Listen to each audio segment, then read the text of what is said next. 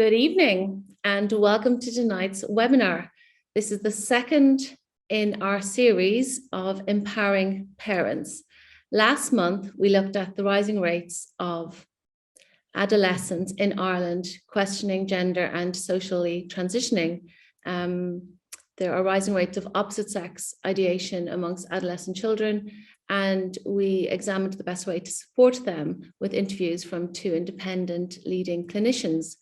And tonight we're moving on to the whole area of single-sex provision of education and safe spaces for women and girls, with interviews with two leading experts in their respective fields of education and male violence against women and girls. Now, before I introduce our guests, I want to discuss the context of tonight's presentation. Our recent campaign to preserve single-sex toilets in Irish schools was very popular with parents, and they used our template letters to make their views known with their local schools and with the Department of Education. Now, as part of that campaign, I was interviewed on the flagship show Liveline, and when I made the case for a single-sex provision for maintaining toilets and the obvious problems with mixed-sex toilets in schools, I was called a man-hating feminazi, but also that I was old-fashioned and that I was living back in the 1940s. And more recently, a counsellor who was out canvassing. Now, these are just anecdotal examples, but they're very indicative of a wider trend that we're going to try to drill down into tonight. A counsellor who was out canvassing, I spoke to him about self-ID and the obvious issues with gender self-ID. And he said to me, oh, it's different for the likes of you and me. It's different for our generation. The younger people are so different. They don't mind things, for example, like single-sex toilets, mixed-sex toilets, whereas for you or I, that might seem strange. Society has moved on, is what he said. Now, we hear this a lot, society has moved on. What does it actually mean? It does seem to be ideologically driven. It seems to be happening top down, and there doesn't seem to be much evidence to back it up, really. You will find in the accompanying handout, which I hope the team have dropped into the, let's see, is it in the chat? We have some show notes for you tonight. And you'll see evidence in those notes of what we have found is that the Department of Education seemingly has decided to stop funding all future single-sex schools in Ireland, to no longer fund them, to no longer found them. And this is in spite of the very clearly expressed wishes of parents on the ground. We detailed this in the handout. For instance, there was a vigil held in County Cork by parents who wanted to maintain the girls' school, the local girls' school, and to prevent it from becoming mixed sex. So there is a drive in Ireland currently to remove single-sex provision. And not only with regard to schools, but of spaces, of places, be they schools, be they toilets, or indeed prisons or refuges. And it would appear to be ideologically driven. It would not appear to have any connection to what parents actually want on the ground.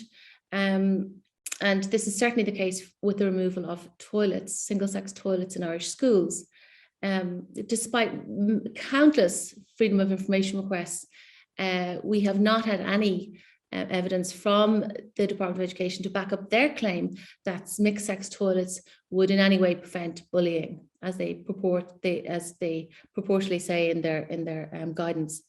Now, moving on. So tonight we are going to examine single-sex provision in the round. Why do we have single-sex provision in the first place?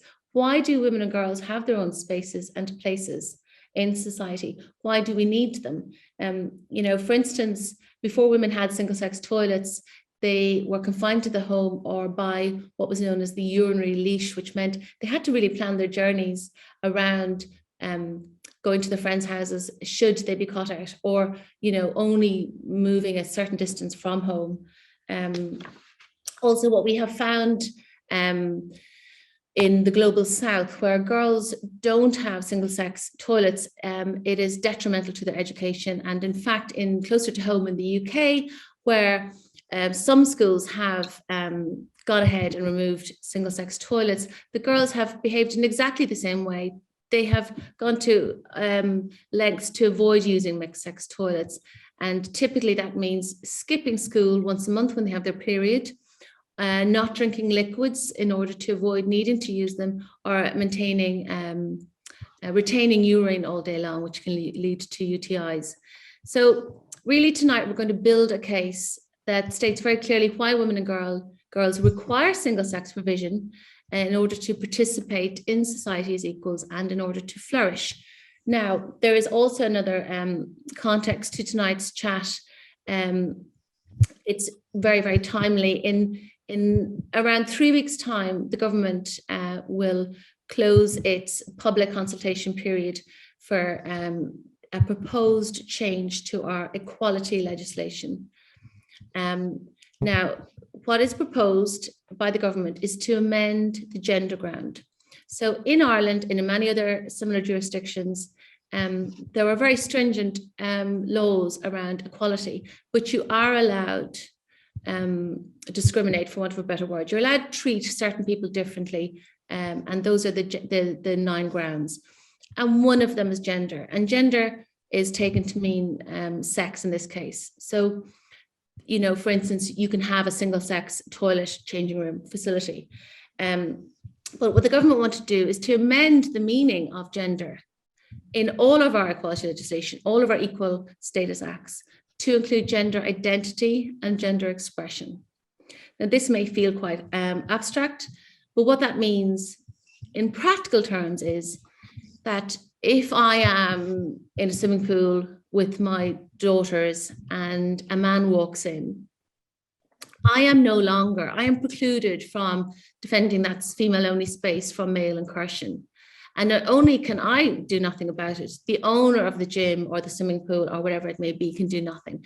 And this is already playing out in real time in other jurisdictions, notably Canada and California.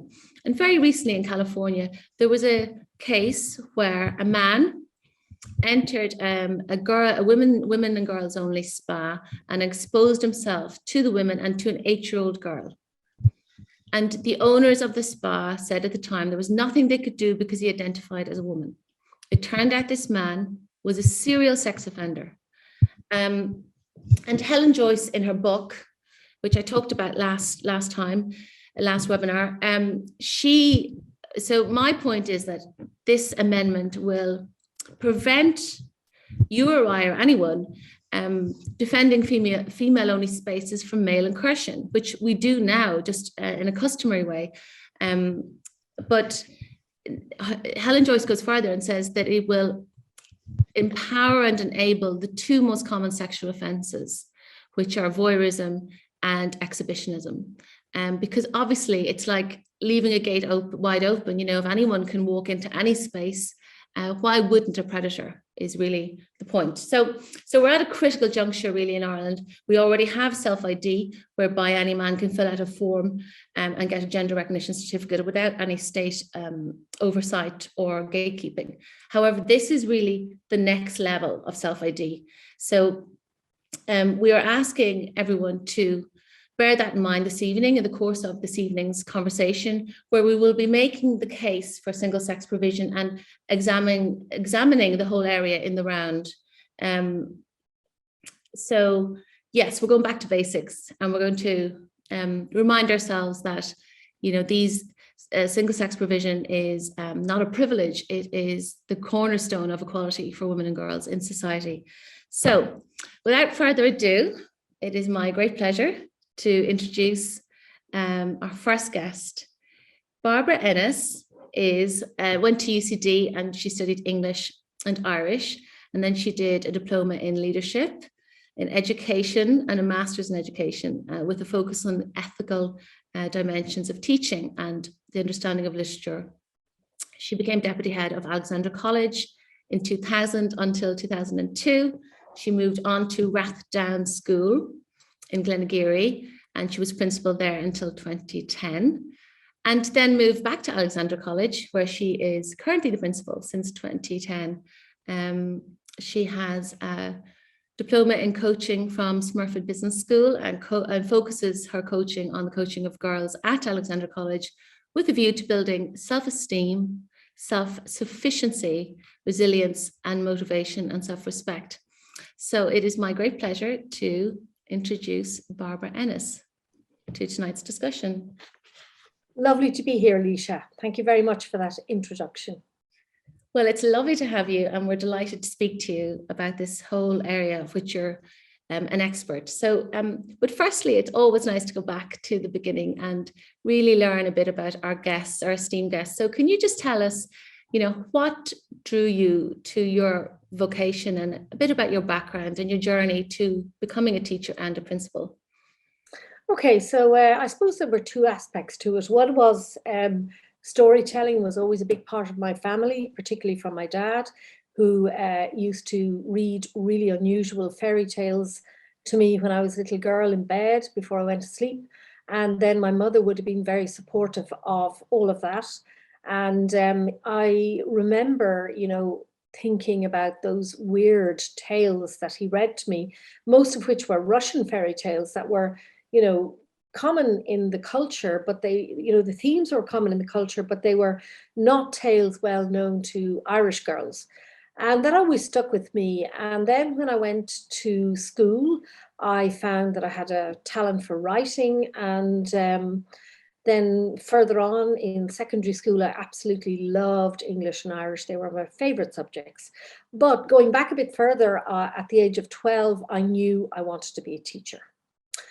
In opposition to my father, who was kind of a mixture of a very liberal man but also conservative, who said to me, do you really want to teach? Would you not like to be a barrister? Would you not like to go and work in the bank and be safe and secure? I said no, I want to teach. I absolutely love teaching other people, listening to what they have to say, and also imparting knowledge.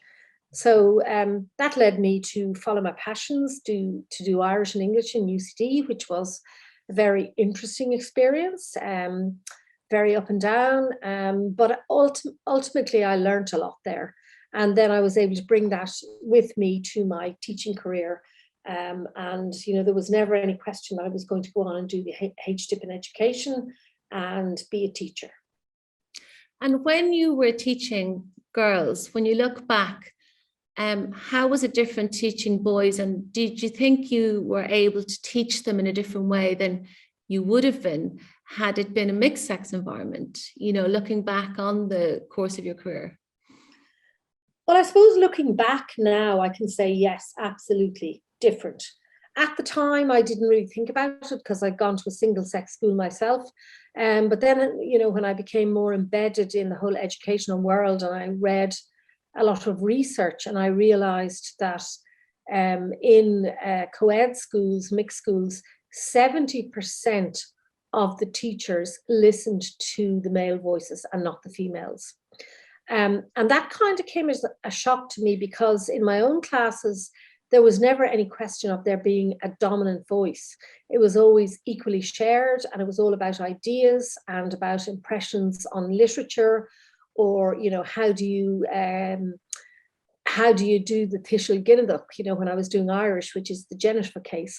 So there was never any question for me personally of there being a difference, because I hadn't known anything other than that.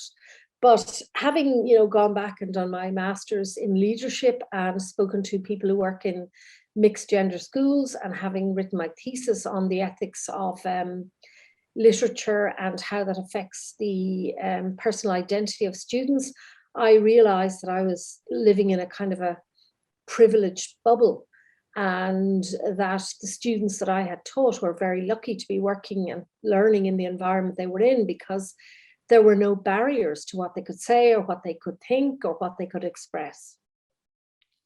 And did you find literature a useful device in terms of, opening up their imaginations to the world and to other worlds? And how did you use that? Did you find it was a useful way to kind of bring them beyond their immediate lives? And Oh, absolutely. I mean, going back to my own childhood, what I loved about literature was that you could experiment with different versions of yourself through reading stories and poetry and novels, and the same thing with the students. So in a very safe environment through reading literature, the girls could experiment with, what it might like to be, a single mother living in LA with no support and living in a poor place.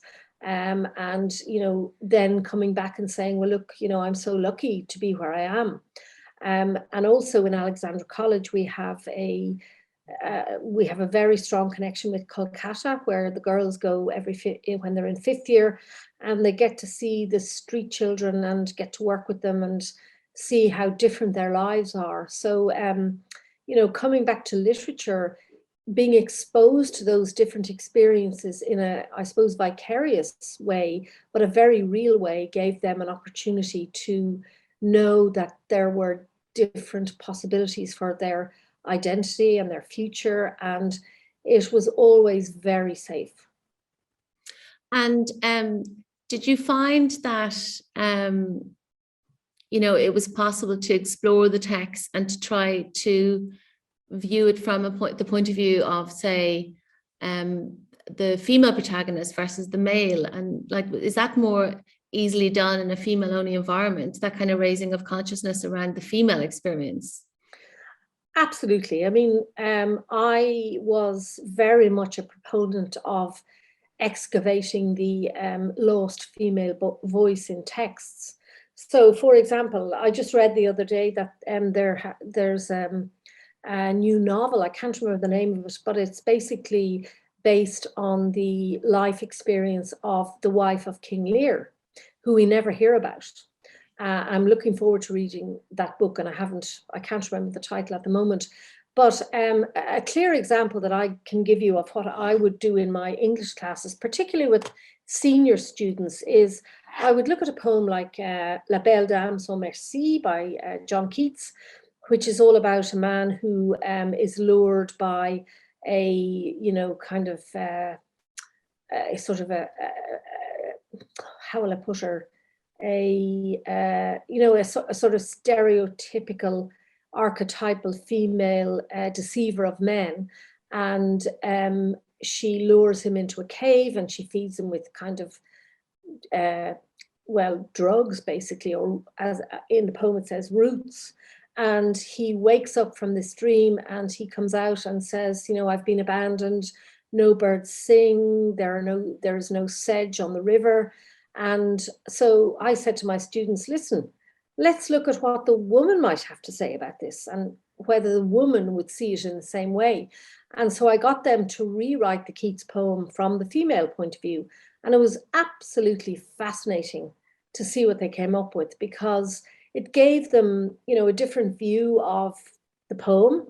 It gave them an understanding about the suppression of the female voice. And it also allowed them to be really creative in what they wanted to say about their own experience in a, an objective, safe way. And I was so impressed by what they wrote. It was just inspirational. And it arguably gave that character her full humanity, whereas she had been just a kind of bit part, foil for the male protagonist. So moving on generally to single-sex provision of school, of education, the counter argument is really, oh, look, boys and girls mix in, men and women mix in society. Out there in the real world, you can't sort of say, I only want to be in a female-only office. So why not just get on with it earlier and make children, exist in school as they would in real life when they, in the wider society when they grow up? I mean, what would you say to this? Like, what are your views on that, on what education should be, and should it mirror society, and does it? No, I don't think it should mirror society, because schools are constructs that have been put in place to educate people. So therefore, it doesn't have to mirror society. It's a microcosm. It doesn't have to be a microcosm of society. I believe very strongly that it should be a safe place where students can learn in an environment that suits them. So I would be a great proponent of single-sex education for girls, particularly because, they have the opportunity to look up to older girls, to see them as role models, to experiment with, as I said before, different forms of their own identity. And it saves them from having to behave in a stereotypical way. And I think one of the misnomers in the dialogue or the debate or the discussion about schools is that it is the same as society. It's not, and it shouldn't be, because it should be a safe place. And the argument that is put forward all the time is, we should be mirroring society. Why? I would ask very seriously why. There's no need. Do we need to make children into adults before their time? No. We need to keep them safe. Between the age of, birth and 4, what do? We keep them safe at home. We try not to expose them to the ills of society, and that should continue for as long as is needed. And I believe that is up to the age of 18 or maybe even later. And then, when they go on to 3rd level or into the workplace, if they've gained confidence, self-esteem and self-knowledge, then they can deal with all the challenges that, the mixed environment provides them. So really, what we could say then is that, because society is not a neutral place for women and girls, it is better for them to be inured from it whilst they're being educated and whilst they're developing. So within the microcosm of a school, of a single-sex girls' school, how do girls behave differently? What are they freed from? What are they liberated from in terms of creating this construct, as you say, without those pressures? Well, they're liberated from conforming to stereotypes. They're liberated from any kind of, teasing about subjects they might choose. They're liberated from not being able to speak up and speak out. In mixed environments, I know girls can be very vociferous and they can speak out, but only some girls, not every girl. Whereas in a single-sex environment, particularly in our school, we encourage the girls to speak out, to challenge, to answer questions, but more importantly, to question answers.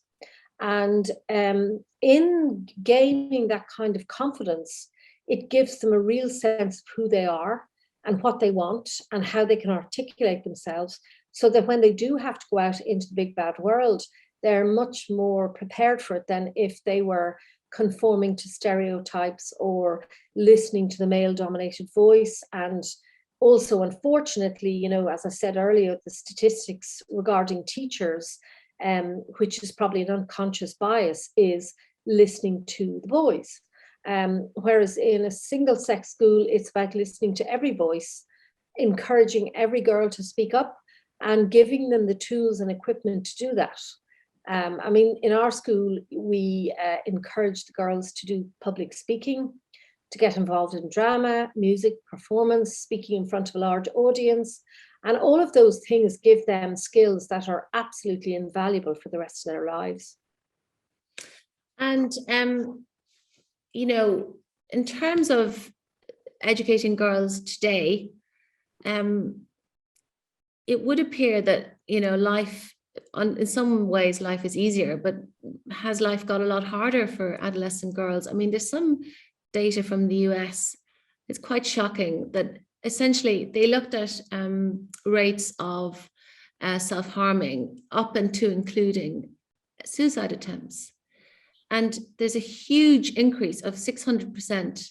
And it's absolutely a direct correlation to the launch of the iPhone. Now, have you seen that play out in terms of the cohort you teach? And, it seems that girls are particularly susceptible to that pressure of being on, of being always on and knowing if you're not invited to the party and wondering if you look good online. And, it does seem to impact girls a lot more. Can you speak to that a little bit in terms of your own experience teaching girls? Yeah, well, again, going back to my time in the classroom back in the 90s, there would have been very little evidence of self-harm. I mean, the only form of self-harm that I would have experienced as a teacher would have been eating disorders. Whereas now it's, you know, self-harming, physical, mental, you know, wanting to look well online, making sure that you're not seen wearing the same dress twice, even though, you know, the corresponding irony is that, you know, a lot of the young girls and boys would say, you know, we want to keep the environment clean, we want to recycle our clothes, but ultimately at the end of the day, the girls, you know, are very susceptible to the online pressure. And it's no coincidence that that culture has developed from the, you know, the onset of the use of the iPhone and the other phones that have come along. So yes, I would concur. Yes, it's a major problem. It's not just confined, you know, to single-sex schools. It's endemic across the culture. What is it about girls in particular that makes them more susceptible to that? Are they more likely to seek, you know, the approval of their peers than boys? I mean, they seem to be. Is it this that they have more an oversupply of empathy and they want to be like their friends and they want their friends' approval more so than boys? Would you say? Having a son myself, I wouldn't say so. Yeah. No, I don't think so. I think boys are equally susceptible to wanting the approval of their peers, their male peers. In fact, I'd say more so than girls. And that leads them into, you know, developing a sort of a macho attitude that is very popular amongst the boys, which leads to all sorts of complications for the girls. And I know that in speaking to the girls myself, sometimes they do tell me, you know, we don't want to look good for the boys, we want to look good for ourselves. But ultimately, if you dig down deep into it, it's not about that at all. It's about conforming to an image of perfection that is required of girls by society. And this kind of emphasis on perfectionism, I mean, what can be done to help girls combat that, do you think? Well, in terms of school, you know, one of the things we've introduced this year is coaching, individual coaching of first years. And the emphasis is on, you know, moving away from being a victim to being an agent. In other words, that, you know, no matter what problem you face, you are the agent of your own destiny. You're not a victim. So, you know, that's been a very interesting journey for me. And the feedback I'm getting from the girls, most of whom are 12 and 13, is very positive. And they're thrilled that they are given the space to express themselves. And are, you know, recently we had a really interesting, quite heated debate about plastic surgery, where some of the girls were saying, well, if I reach the age of 35 and I don't like my nose and I've earned the money, I'm going to go and get plastic surgery. And then the other kind of argument against that was, well, if you're going to be a plastic surgeon, look after people who've had mastectomies and who've been injured, and, you know, look after their skin grafts and whatever else they need. So it was absolutely enlightening for me. On one level, the amount of knowledge they had, the level of articulacy they had, and at the same time, there was this dominant force about wanting to look good, and that plastic surgery was one way to do that. So, you know, it's a complex area, and I think what's really important is to give girls, and that's who we're talking about today, the platform to discuss these matters, to have their ideas challenged, to have their ideas affirmed, or to, you know, back down if they're overly rigid about a certain view on things. And the other kind of stressor that seems to be on adolescent children, and particularly girls, arguably, is the impact of porn. You know, across the EU, the average age of accessing porn is now 11. I mean, not the earliest age, the average age.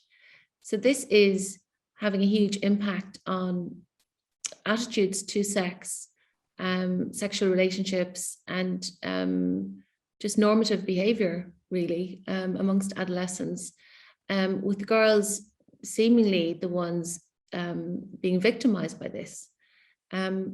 What would your impression of that be in terms of having taught girls, again, a bit like the dawn of social media, you know, it kind of goes hand in hand. I mean, how does that manifest for girls, and how does it impact them? Well, I suppose there are two aspects. One is, you know, the individual girl who feels under pressure to provide certain services for boys. And then the other aspect of that would be, you know, peer pressure from other girls and, you know, boasting about, well, I did this or I did that, or I, you know, achieved this or I achieved that.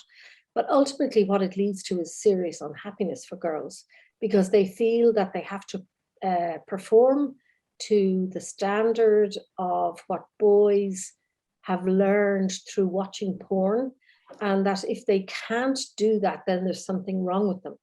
And it would be something that the girls reluctantly, now with me being the principal, would discuss, but they do talk to me about it. And you know, before the pandemic, there were a number of first-year discos. And remember, we're talking about 12-year-old girls. And in order to be initiated into the pack, you know, they were required to perform oral sex and to talk about that to their friends. And, you know, the boys wouldn't really be too impressed by them if they weren't willing to engage in that activity. So there's no doubt that the exposure of, you know, this exposure to porn for boys has led to really unhealthy expectations of, you know, on both sides. That's actually really fascinating, and it's quite shocking that that's happening at that young an age, 12 or 13. Now moving on to sort of single-sex provision more broadly, the headmistress of Hampstead High School girls recently said, whilst they have a huge number of girls who identify as boys, she's not going to change their pronouns. She won't be referring to them as boys. It is a girls' school for girls, and it always has been and always will be. Now, your policy vis-a-vis socially transitioning of girls, or girls who, let's say, identify as the opposite sex, or who are gender questioning, is perhaps a lot more conciliatory and compassionate than that stance. But can you just describe sort of how you got there and how you came to the decision to include parents in the process, for instance, because we know that there are various groups offering teacher training and resources to schools across Ireland, and they explicitly advise teachers to always transition girls and boys, but to not tell the parents if they think the parents won't be, you know, supportive. And this is in a direct breach of parental rights under the Education Act 1998. And we have done a good bit of work in this area. But can you just talk us through your particular policy in Alexandra College with regard to girls who have, you know, cross-sex ideation? Okay, well, first of all, I would say very clearly that I would not be making a statement like that principal in the UK made, because what would worry me about that is that it's very strong and it's very exclusionary. In our school, we have a number of girls who would like to identify as boys, and we are very open to diversity and difference. And if a girl wishes to change her name from Mary to Sam, that's no problem. But we would always liaise with the parents about that. And we would ask them, you know, whether they were happy that their names would be changed on the database, where we would have their, you know, birth name, and then we would also have known as. So, like, for example, you know, students have come to mostly form tutors, not directly to me, and they've said, look, I want to be called, you know, John. And the form tutor would come to me and say, you know, this girl would like to be known as John. And I would immediately contact the parents and say, you know, are you aware of this? And in many cases they are, and they say, yeah, we're fine about that. And that's fine with us. We've no problem with that.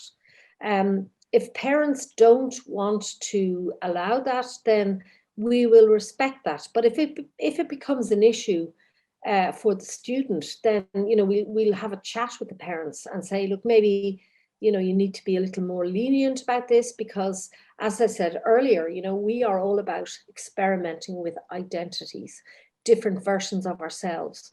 And when you're between the ages of 12 and 18, that's what you do.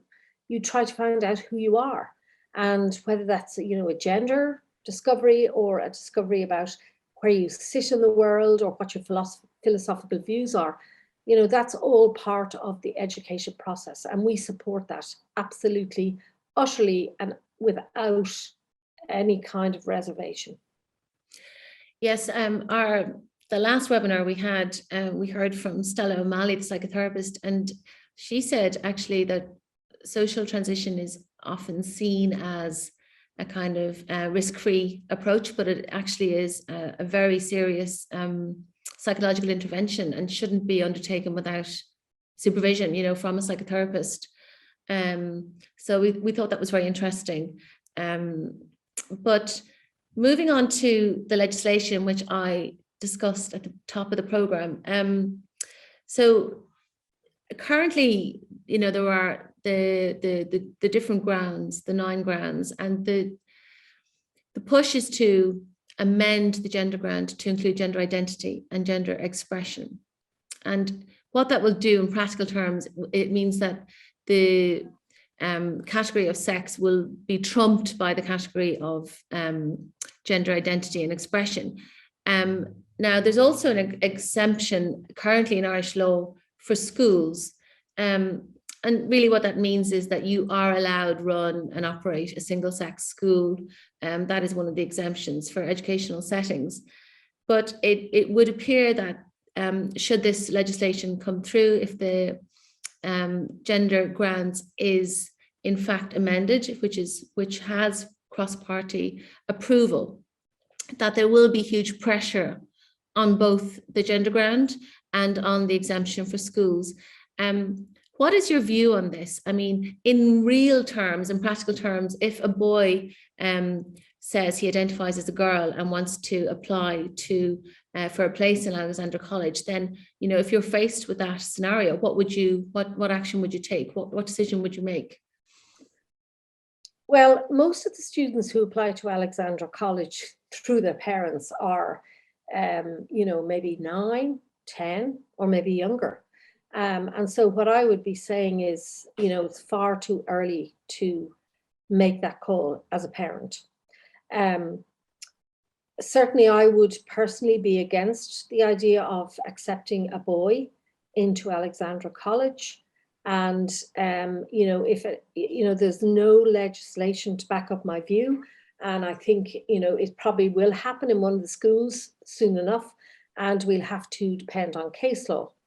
Now, it's something that I will be bringing to my board over the next, couple of months, because it's becoming increasingly necessary to discuss these issues, which are very difficult. And, I recently looked for some legal opinion from an educational expert, and, she just didn't want to answer me. So, I believe very much in being proactive in these areas and being fair. But the reality is that if you're applying for your son who wants to be a daughter to come to Alexandra College, you're 8, 7, 6, 4, and how can you know who you are at that point? So I would be very strongly opposed to that notion, and I think it would be bad. And going back to the point that you made about the toilets, I don't see any necessity in our school to have gender neutral toilets, because all the girls, whether they identify as boys or girls, are still genitally girls. So they don't need to have mixed or gender neutral urinals or toilets. So I think really what's happening in our country is a knee-jerk reaction to our past and our overly Catholicized view of morality. And I think, you know, we want to be seen to be trendy and sending the trends and, you know, being tolerant. But the problem with that for me is that, you know, that's like throwing the baby out with the bathwater. We need to be rigorous and, you know, clever and caring in these decisions, and not just be trendy, not just be going with the wind, and not just be making decisions that could have awful knock-on effects. That's brilliant. Thank you. Thank you so much. So interesting. And I think that's very true. There is certainly a liberal consensus in Ireland that is at times unreflexive and uncritical. And certainly it would appear with regard to gender self-ID that it's women and girls who are, you know, feeling the impact the most. You know, that so-called inclusivity is actually impacting them to their detriment. So please hang around. We're going to have a Q&A later. But next, I would love to introduce our next guest, Dr. Shona Dillon. Shona has almost 3 decades of experience working in the sector of male violence against women and girls. She's the founder and CEO of Aurora New Dawn, which works with victims and survivors of domestic abuse, sexual violence, and stalking. Now, Shona recently defended her thesis and was awarded a doctorate from the University of Portsmouth. Her thesis researches the clash between transgender ideology and women's sex-based rights. And she analysed the direct impact specifically on the male violence against women and girls sector. So it's without further ado, and with great pleasure, that I would like to introduce Dr. Shona Dillon. Hello. Hi, Shona, how are you? I'm good, thanks. That was fascinating listening to Barbara. Yes, yeah, it was great just to hear someone with that sort of depth and breadth of experience who can speak to, you know, the benefits really of single-sex provision of education. So firstly, like with Barbara, I always think it's really interesting just to go back to the beginning with a guest and find out, you know, a little bit about your background and your story and what led you to your work, and then we can move on to your particular area of research as well. But if you just want to go back to the beginning, that would be great. Yeah, sure. So I have always worked in the male violence against women sector.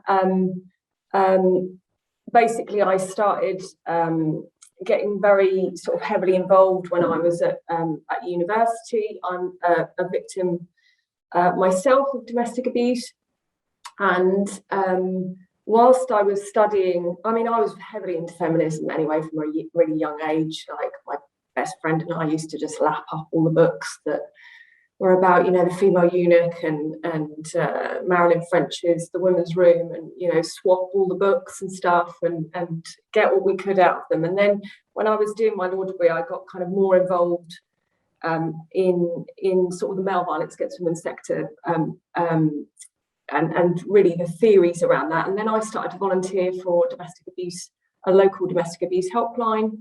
And then I went up to London and partied a lot, but I also carried on my volunteering for Rape Crisis London, it was at the time, and then got a job on the national helpline. So I worked in London for a while on the national domestic abuse helpline, and then I worked in some refuges and managed some refuges in East Sussex, came back to Portsmouth and worked in the local authority for a while, and then set up Aurora. So lots of practitioner work, and then obviously more kind of managerial and the funding side and the kind of CEO side of things, really. And then sort of 4 or 5 years ago now, started my doctoral research.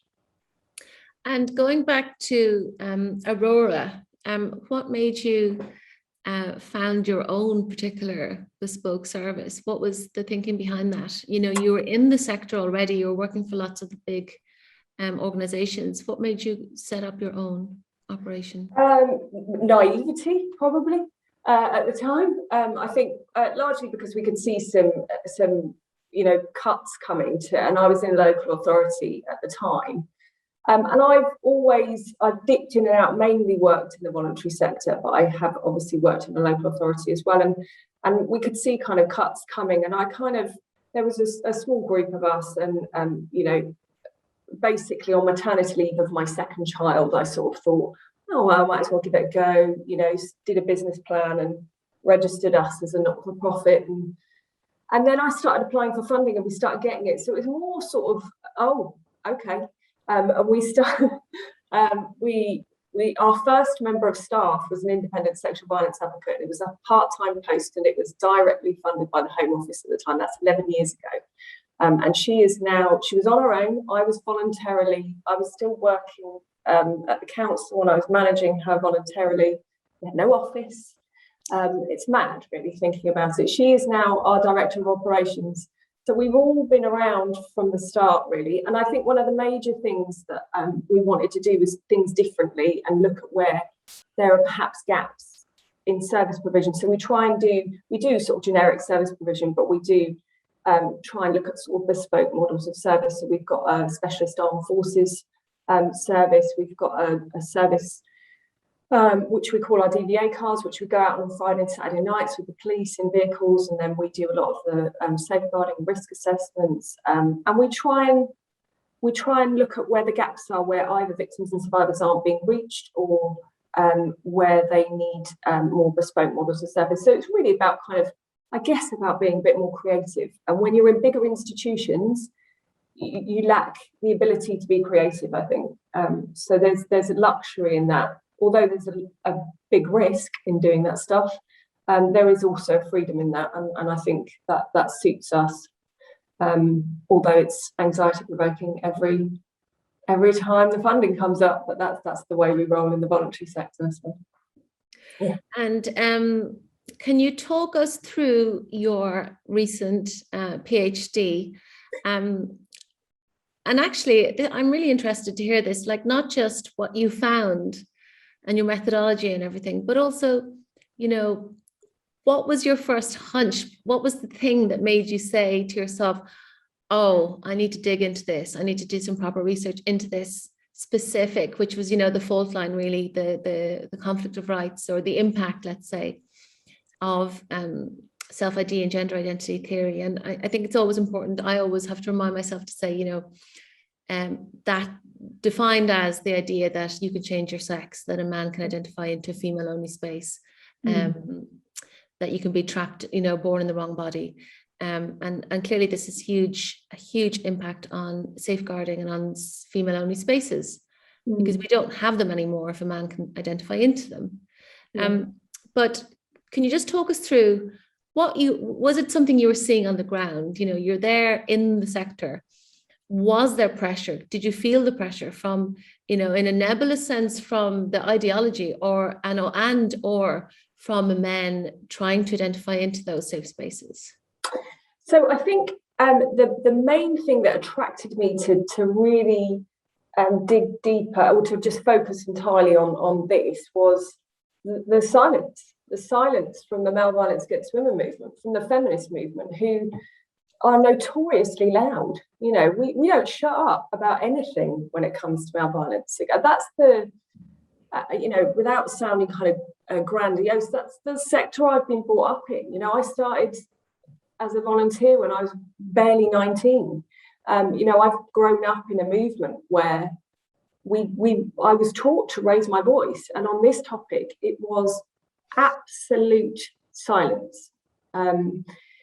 There was a couple of occasions, you know, obviously I know that this topic is kind of, you know, it's new in terms of actually public discourse, but it's always been around, you know, and I was aware of it for much longer than perhaps, you know, on the ground. But it was really came into the fore when, obviously, with the transgender equality inquiry, and then the consultation, the GRA consultation over here anyway. And a couple of things happened. One was that I put out a tweet supporting a woman's place, and within hours of that tweet, and that was in sort of 2018, within hours of that tweet, I've been targeted by a trans activist who went for Aurora's funding, went for the Charities Commission, just carried on attacking. for about 4 days. And it was really anxiety provoking. Obviously, you know, the buck stops with me. I'd done a tweet on my own personal, see, I'm justifying it already. I'd done a tweet on my own personal Twitter page, and you know, I'd worked really hard to get funding. Ironically, that funding is open to anyone. So it's a one-to-one service, and you know, if somebody was referred that identified as transgender, they would get a service from us. But it didn't matter. It was because all I'd said in a tweet was, we need to discuss this. And I reached out to some second-tier umbrella bodies, and I got a radio silence, really. I got no support, and I was left feeling like, oh, am I doing the wrong thing here? You know, have I said the wrong thing? Has everybody decided this already? Did I miss the memo? Like, yeah. I was deleting those emails. Probably a bit like my personality, I just thought, nah, there's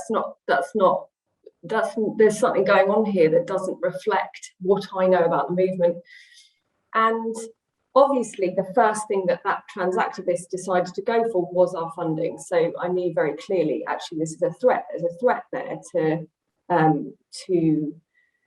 if you speak up, we will go for, or your funding will be threatened. And so from there, I kind of started to dig about a lot more and just decided, this is it. I've got to focus on this.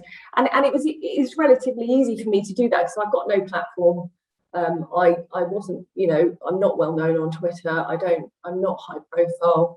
You know, I just bimble about doing my own kind of feminist activism. So I went entirely silent on the topic for about 18 months on Twitter, and said on every social media page, even my own personal pages that's got nothing to do with anything, and just busied myself behind the scenes researching it, which was really rewarding. And also, you know, I won't lie, there were points where I just thought, why have I done this? Because at some point I'm going to have to publish. Well, I didn't have to publish, but I did choose to publish on my own website. And that's scary. You know, there is a risk that you take when you speak up about these things, but I think it's a risk worth taking. It's essential. I've done nearly 30 years in this sector. If I can't speak up for women and girls now in the privileged position that I'm in, then, you know, when can I? What would be the point of my career if I can't advocate for women? And what do you think is what pressure does it pose to the sector? And really what I'm asking, I suppose, is why is there a deafening silence? You know, what's behind that? I mean, obviously people are afraid to be seen to be regressive or bigoted, but, you know, as an insider, can you just kind of elaborate further? Yeah, I think the funding issue is a very big one. That is absolutely, and came out in the thematic analysis quite strongly. But I also think that there was and possibly still is a disjoint between umbrella bodies and second tier compared to what's happening on the front line. And so discussions have been had, and policy and decisions have been made at lobbying level between not just umbrella bodies in the male violence against women sector, who have largely stayed passive in a debate that affects them, but they have been made by, for example, if you look at the Transgender Equality Report, that was all the oral submissions were from trans lobby groups. There were no women's organisations asked. So right from the start, the discourse was going one way, and aside from my research, the only research that has gone into this topic in terms of the male violence against women sector has come from Stonewall, of which Women's Aid England and Wales, Scottish Women's Aid and Rape Crisis Scotland all took part in that research for Stonewall, but they didn't do their own research. So they kind of took a back seat and stayed passive and sort of got involved on the periphery, but And so, you know, the cost to frontline organisations for speaking out is huge when they don't know that they're going to get the backing of their sisters, if you like, or of actually that's fine to have that discussion, or you know, so yeah, it's layers and layers of silencing, and it's a scary place to enter. You know, you will get attacked, you will get we've seen that, we know that, you know, you will get threatened, you will get targeted. So yeah, I think that was some of the interesting stuff, because I also interviewed from Stonewall research, I interviewed a third of the same participants that they did, and their findings and mine were very different. So that kind of showed, A, that they would be asking very different questions than me, because I come from a practitioner background, and B, that the interrogative space that I entered with my participants enabled really, you know, detailed conversations to happen about, okay, what about a woman traumatized in a refuge, terrified? She doesn't want a male in her space, no matter how they identify. And so, you know, getting down to the really kind of detailed conversations around that. You know, I was able to have that conversation, and yeah, it was a really positive experience for me. I put in my conclusion that I think there's two different conversations happening. One is the public one with the lobby groups and umbrella bodies have been passive, and so they've supported that. And the other is the one that I had, and it's much more nuanced than people would suggest. Yes, it would appear across all sectors, actually, that a very vocal and unrepresentative group of activists effectively are the ones directing policy. You know, they're the ones doing the lobbying, and in fact they don't even represent the actual lived experiences or needs or wants of actual trans-identified people. Was that your experience from your own research? Yeah, so I interviewed 16 feminist women who were against gender reform, and then 15 mix of adults who were pro self-ID, so for gender reform. And it was that simple a split, really. And for pro self-ID, I did have trans people that came under the transgender umbrella, and I probably had more nuanced discussions with them than the participants that were really vociferous in, no, absolutely not. If a woman says that they don't want a trans woman in their space, then you know, there was 3 participants that held very closely to that, which was that they should be really educated out of their bigotry. So they are just bigoted, and the refugees should treat that in the same way that they would racism. And those people weren't trans, but they were very keen on kind of their idea of intersectional feminism, and they were keen on the ideology. They were keen on the ideology of trans women and transgender ideology and gender identity. And for them, it was not an issue. So it was interesting in that sense. I had some really interesting discussions, and through, I mean, I didn't have a vast majority of trans people, but there was differences there as well. And I think that's one of the things that needs to be appreciated more widely, is the transgender community is not a monolith either.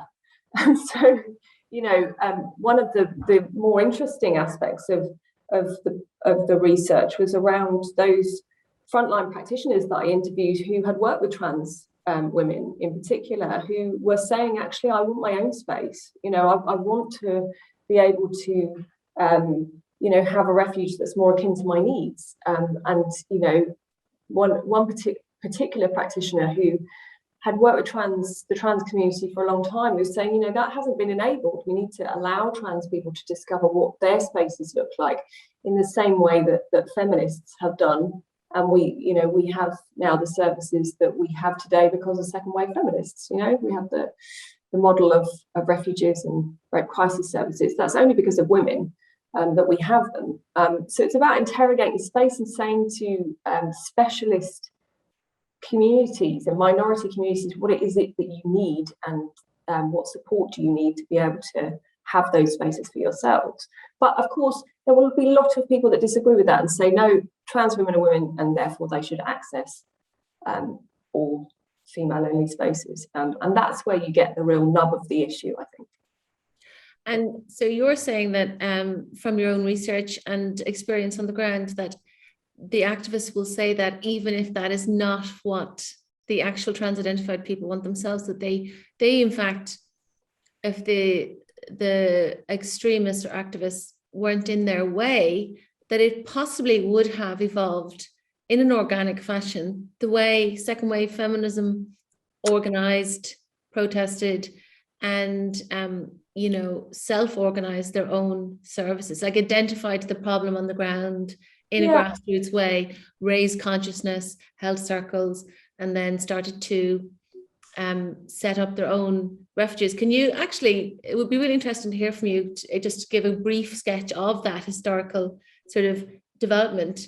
And what you're saying, I think, is that, that should be what's happening today for trans-identified people, but it's not happening because the area has been so politicized by activists who are shouting louder for other things. So the history of the second wave, very briefly, and I'm certainly not an expert on it, although I did go down that rabbit hole. I love going down that rabbit hole.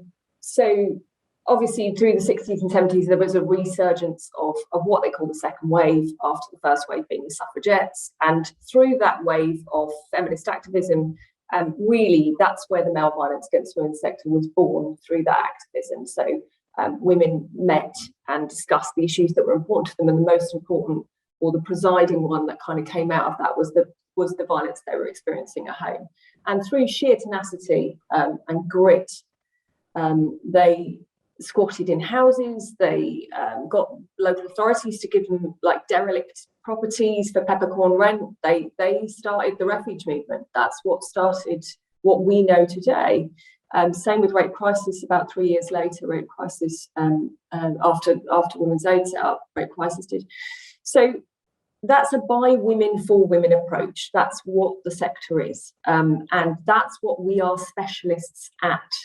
I understand there's much more. There's other organisations that have come into the sector and run refuges, like housing associations and stuff like that. But in terms of what I'm talking about, is the specialist feminist-led male violence against women sector. In terms of the trans community, there's some really good stuff coming out of an organisation called Gallup, which are really great at looking at that stuff and interrogating that space and how services can be trans inclusive, and looking at research. There's a real lack of research actually around that topic. Largely, lots of research is lobbed onto hate crime, and domestic abuse is not hate crime. That's not what we're talking about. But in terms of overall, I think the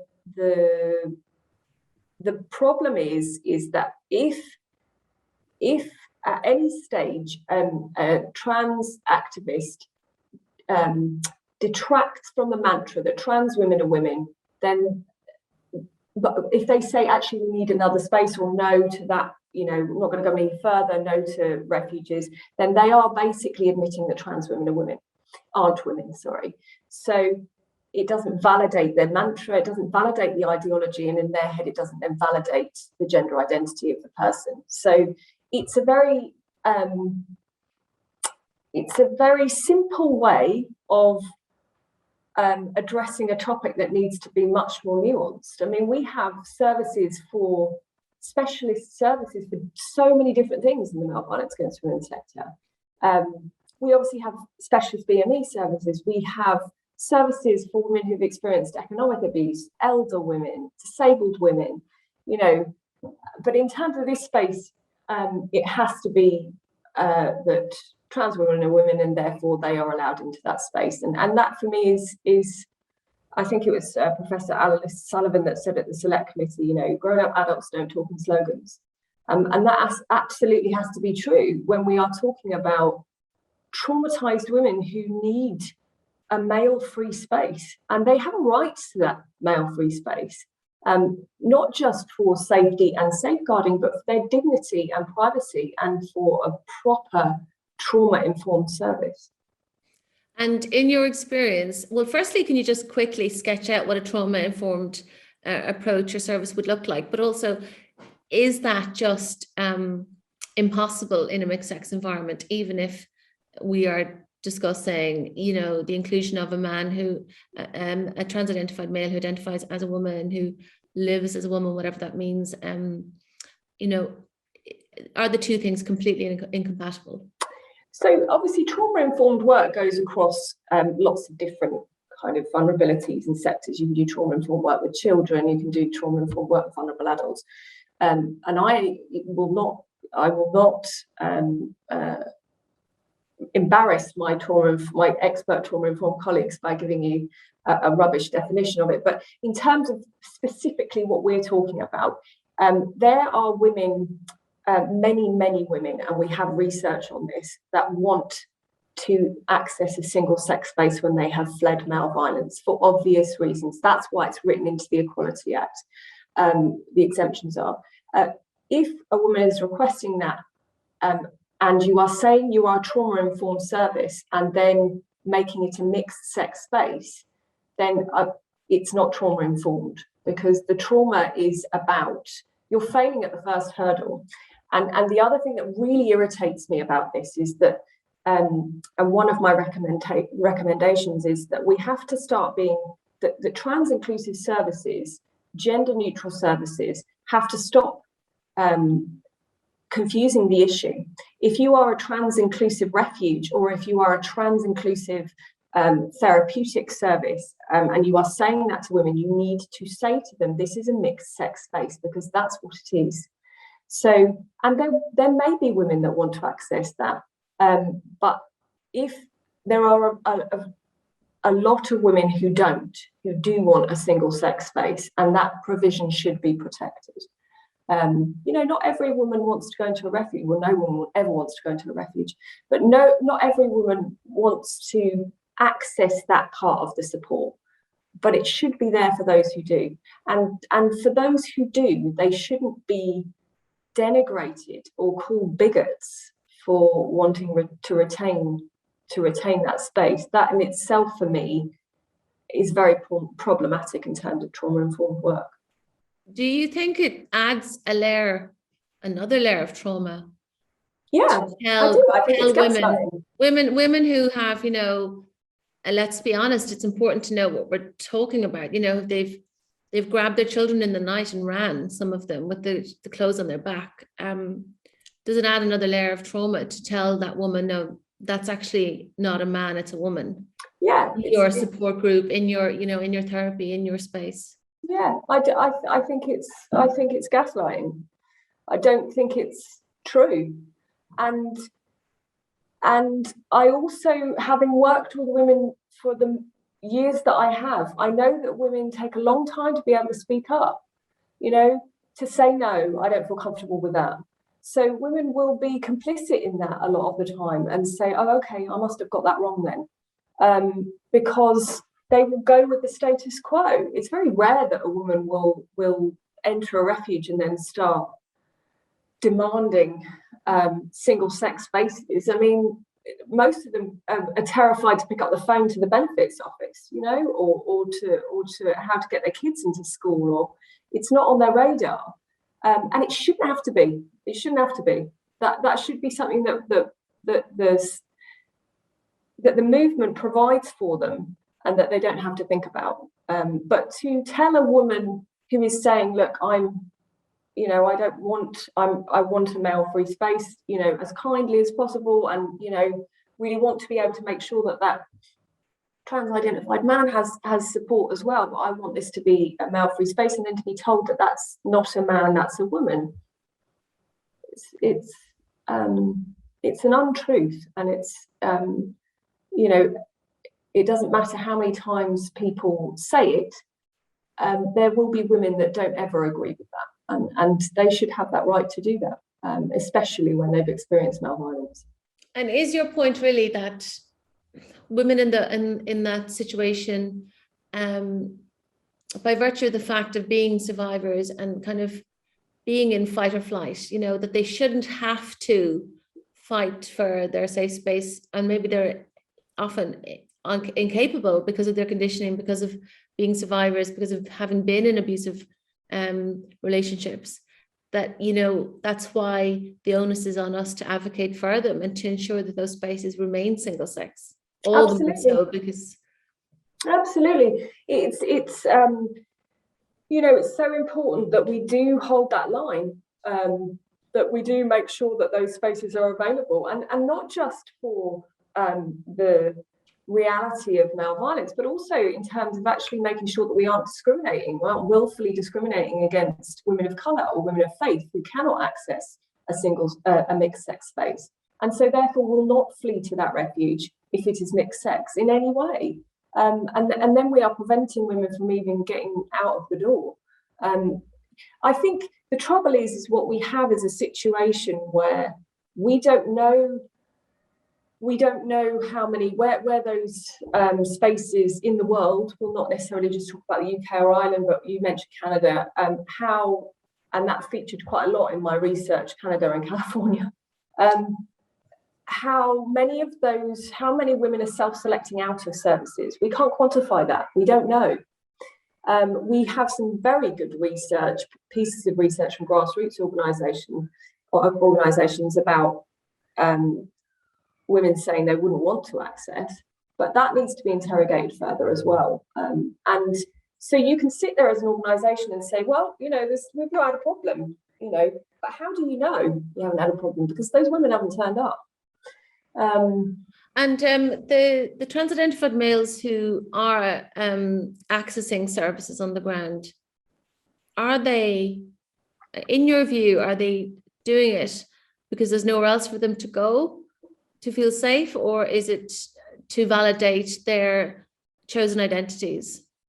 So it's a difficult one for me to answer, because we're talking about quite a small minority of victims and survivors, and so those, you know, I probably wouldn't be in a great position to answer that. If you asked colleagues in areas like Brighton, they would probably give you better answers to that, because they have specialist services, or ask colleagues in Gallup.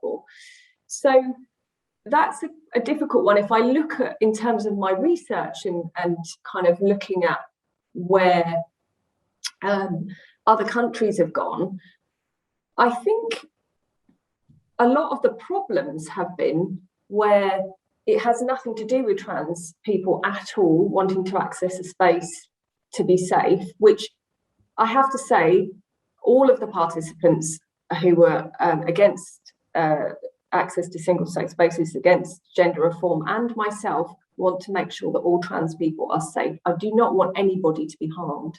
I just think we need to interrogate the space where maybe a third space option is the best one.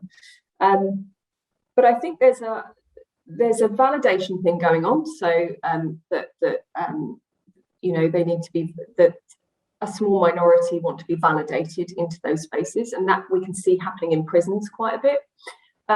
But also the problematic stuff that's come out of the self-ID thing in other countries is that actually it's got nothing to do with trans people. It's that sexual predators are using it to their advantage and accessing single-sex spaces and offending.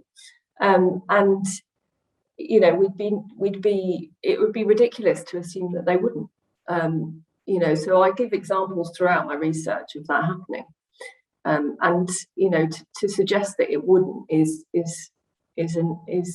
a naivety. Of course, sexual predators, offenders will access those spaces. Yeah, I've had this conversation with lots and lots of people, and it's remarkable how when you outline how self-ID, you know, the next level of self-ID, if you like, which is an amendment to the gender grant to include gender identity and gender expression, which is the kind of precipice that we're now faced with in Ireland, here in Ireland. It's the next level really of self-ID, whereby there's no need for any filling out of any forms or a gender recognition certificate. You just identify into any space as and when you wish. And when I explain to people, what is happening on the ground in Canada and in California, so people have said to me, in all seriousness, oh, but I just can't see that happening in Ireland. People wouldn't put up with that. That just wouldn't happen. We have a sense of ourselves as, maybe there's a sense of exceptionalism, or that those crazy things happen over there and that just wouldn't happen here. People wouldn't put up with it. From your own experience, and particularly, well, more so in terms of your own research into those jurisdictions and how those laws have impacted single-sex spaces and the provision of single-sex spaces. I mean, what is your view on that take? Oh, it's entirely naive. It's utterly naive to think that it won't happen in any jurisdiction. Of course it will. Of course it will. If you give, if you give an access point, what we know about sexual predators is that they will use any avenue they possibly can to access their victims. So we know that about football coaches, teachers, priests. We know this. This is why we have safeguarding. We know these things about, and so why wouldn't they abuse the transgender identity issue to access spaces? Why would they not? It would be ridiculous to think that they wouldn't, and to assume that it won't happen on your doorstep is beyond naive, I think. Of course it will. And unfortunately, even with all the safeguarding mechanisms we have in place, abusers still are able to get away with what they do, and they still do it with all the mechanisms in place. So why would we open up another layer whereby, because of an ideology, because of gender identity ideology, we are saying, oh, but that bit's okay? How can we quantify? How can you legislate or make policies about something that you cannot define or you can't safeguard against? And that to me is really concerning, and that's where we have to stop and take a breath and say, okay, and you can use other countries to provide examples where it hasn't worked. And I hear that all the time as well. All these other jurisdictions, they haven't had a problem with self-ID. And all I say is read my research, because it's in there. And I would say to that, have a look on our website. There's actually 8 pillars of concern. I mean, this is a huge area with fault lines all over the place, all across society. And this is one of the key ones, obviously, the impact on single-sex spaces and places. I'm going to open this up to the floor now. So bring Barbara back in. Barbara, if you can come off mute. I don't know if she can hear me. I'm going to ask her to unmute. Barbara, can you hear me? There we go. Yes. Okay, great. So let's have some questions from the floor. This is to both of you, actually. In terms of male violence against women and girls, but also, and this includes schoolgirls and everything from catcalling to street harassment, unwanted attention, curb crawlers, all of this. How do we keep girls safe, but without putting the responsibility onto them? And there's a wider trend here, which has come up a lot in the chat, because I've been keeping a close eye, that there seems to be, even though we're meant to be moving away from victim blaming, what did she wear, or was she asking for it? At the same time, there's a kind of counter narrative, around boys need to socialize girls. And that's one of the reasons, one of the drivers for creating mixed sex schools, for instance. And that has been stated in the public sphere by politicians in Ireland, that it's better for boys because boys will model good behavior off girls. So it's part of a kind of quite a wide trend and narrative, which has not gone away. It just has kind of new forms. So how do we, I'd like to ask both of you that, you know, how do you keep women and girls safe, but yet not shove all of the responsibility onto them for male violence and harassment against women and girls? Barbara, would you like to come in and answer that firstly? Yeah, I would. Yeah, I mean, I've just received a phone call from one of my colleagues describing a really horrific event that happened outside the school where one boy was attacked by 3 boys. So, you know, that makes me question whether this is a gender issue or whether it is a, you know, looking for the weakest person to bash. So I don't think we can ever do victim blaming at all. And I don't think it's simply a question of defending girls and women. It's a question of defending every person in our society who is vulnerable and who, you know, gets lured into a situation where they're vulnerable.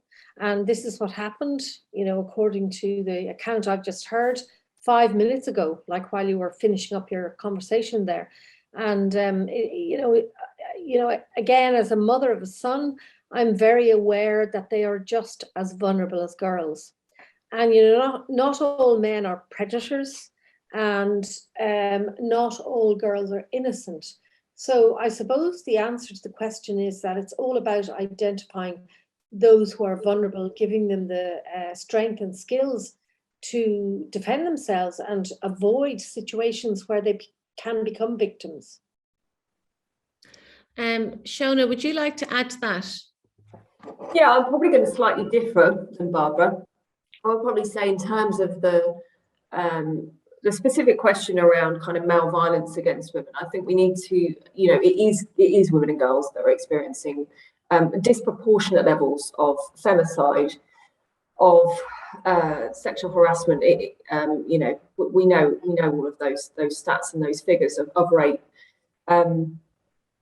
I think we need to have a justice system that steps up and that vociferously uses all the tools in the box and starts to apply the appropriate measures to offenders and brings more to justice. But I also think we, on level of kind of boys, we need to start having the conversation with them. You know, so it is about having that conversation. And you touched earlier on porn. You know, it's so violent. We'll have a conversation with our kids about that sort of stuff. That's not actually that. You know, that isn't what women and girls want. You know, have those conversations with your children and make sure that actually, rather than the narrative being about what girls can do to protect themselves, it's what can we do with our young boys to make sure that actually this is how your sister feels when she goes out and has to kind of, you know, make sure she's you know, she's protected, or she's got 3 other friends with her, or you're just bowling down the street. You know, it's those kinds of things that boys don't necessarily understand, or, you know, or take or they take for granted. But the other thing I would say, Barbara's right, you know, that boys are at risk, but the common denominator and the common theme is that they are being attacked by boys. So we are still talking about male violence. And that's the issue, is that actually we need to address that kind of power and control imbalance for the way that we socialise our boys, I think. Yeah, and I think it's important to remember that, you know, the point of tonight's discussion is about why women and girls need single-sex provision, and going back to the basis of that. And really the basis of that is the blunt truth that 98.8% of sex offenders in Ireland and everywhere are male, that one sex class is, you know, the one that's sexually assaulting, raping, stalking, harassing the other. You know, it's women that are grabbing their children and running in the night and fleeing domestic violence. And so that's why, you know, it's society's attempt to address that. And it's not a new idea. I mean, I think it's fair to say that every society everywhere in the world does keep women in states of undress or intimate spaces or states of vulnerability away from, apart from men. That is just how we have always ordered society. And I always like to bring it back to, safeguarding is like wearing a seatbelt. You don't only start wearing a seatbelt once you've had a crash. You just wear a seatbelt in case you would have a crash. And that's exactly the same. That's an analogous to safeguarding. It's not saying that all men are predators. It's saying that some are, and we know this, and we can't tell who is and who isn't. And that's why we keep men and women separate and boys and girls separate in terms of toilets and changing rooms and dressing rooms and whatnot. I'm going to move on to the next question. Barbara, this is one for you. How do you access outside resources around this whole area? I am trying to encourage my child's school to assess them critically, but I really don't want to damage a good relationship I have with the school. Now, I'm presuming this means outside resources around self-ID. So that would be the various lobby groups which do offer resource packs to teachers in this area. And at the moment, we have on our website, and it's really important to tell everyone this, we have a 20-page booklet which looks at the whole issue of gender questioning adolescents, but it's written independently from clinicians. So it's not written from a lobby group perspective. But yes, so Barbara, the question is, do you access outside resources, and how do I encourage my child's school to assess those resources critically, but I don't want to damage the relationship with the school? Well, I don't think there's any question of damaging the relationship with the school by asking that question. But I suppose what I would say is that there is a real lack of resources in the area. I mean, my teachers approached me about 4 years ago and said, look, we don't know how to deal with this whole business of, wanting to identify as a different gender. So we brought in a well-known group who, were very helpful up to a point, but, their agenda was very different to ours. So what I would say is, I think I actually replied to that question via the chat, and I said, a lot of it has to do with your own nous. And, the fact that you have something on your website is very helpful. And I think that should be generally, disseminated. But can I go back to what you were talking about before about boys? I know it's going slightly off the point, but I think it's important to say it. And I think one of the big problems in our society is that boys have been consistently failing in school. And as a result of that, they're very resentful of girls. And we need to find a way to support boys in our school system, which takes them away from feeling that the only thing they can do is assault girls and blame them for their own lack of success. It's a major problem in the Western world. It's been going on for a long time. And a lot of it has to do with, this drive towards wanting to have a degree at third level education and not valuing apprenticeships and, manual labor. And I think that's one of the biggest things that we can do to help boys and men to feel valued by society. Okay, so the next question is, I'm about to take on my daughter's secondary school after recently discovering they only have gender neutral bathrooms throughout the entire school. Do you have any advice on the points I should raise? For your information, since finding out, I've spoken to a number of other parents and female students to gauge opinion, and all of them find this policy worrying, the parents say, and awkward and extremely embarrassing, the students say. How should I approach this? With that for me? Yes. Don't go. Both of you, if you'd like to answer. I would say don't send your daughter there. Mm-hmm. Too dangerous. You would say pull them out of that school, essentially. Yeah. Shona, have you anything to add to that?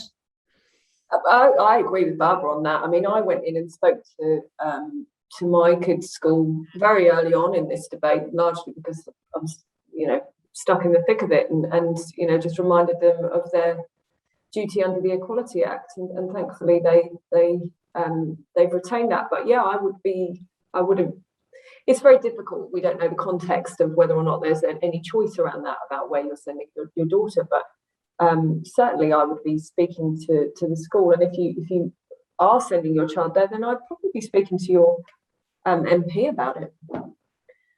The CEO of the Rape Crisis Centre Ireland has said that sexual violence is a huge issue in schools, and we have actually a lot of very good information on this in the handout, which I hope everyone, all the attendees now have.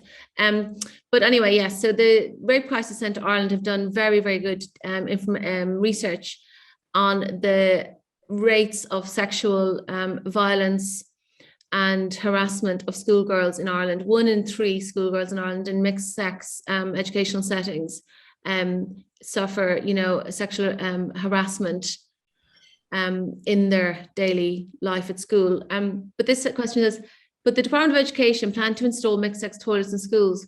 What do the panelists think? What is the reason behind this? Why is it that some politicians can't make a connection that a mixed sex toilet would be such a bad idea? I mean, I don't mind going first. I don't know the answer to that, because it just doesn't make sense, does it? You have all of these stats. We know this about girls being harassed in schools. We know this about sexual violence, and yet, there's a political ideology surging forwards, saying if you don't do this, you will, not be ticking these right equality boxes and equality and diversity boxes. And what hasn't been interrogated and seems never to be interrogated is the impact on the protected characteristic of sex. So for me, it's baffling, but it's also unsurprising, because usually it is women and girls that are left to be thought about last on the list. So I don't know why that isn't being interrogated further, but the more noise that you can make about that, the better. I've just realised we've really gone over time, so I'm going to have to wrap it up, unfortunately. It's been absolutely wonderful having you both. Now, just to let all our followers know, and everyone who's watched this live on Facebook, hello, thank you. We have a brilliant community on Facebook, and of course we're on Twitter and Instagram, and we've got a website. And if you like our offering tonight, we have over 10 hours of content on our YouTube channel, which is called the Countess Conversations. We will be releasing a template very shortly to assist people to make their views known with regards to that public consultation on the amendment of the gender grounds across our Equal Status Acts and equality legislation. I want the takeaway for tonight really to be that it is not old-fashioned, it is not regressive to demand and uphold single-sex provision for women and girls. These are rights and protections. They're not privileges. They are the bedrock of equality. They are what enable women and girls to participate as equals in society. Please make your views known as part of the public consultation. And always remember that parents in Ireland in particular have really robust rights under, as legislated by the 1998 Education Act and under our constitution, under An Bunreacht. So remember, you can empower yourselves, make your views known, speak to your local school. We hope tonight was informative. We hope it was interesting. As usual, we have brought the best specialists in the fields, in their respective fields, and we have hopefully brought an informative, measured and data-driven approach to this debate. We look forward to seeing you again soon, and please check out all of our content on our YouTube channel and our website. Many thanks. Good night.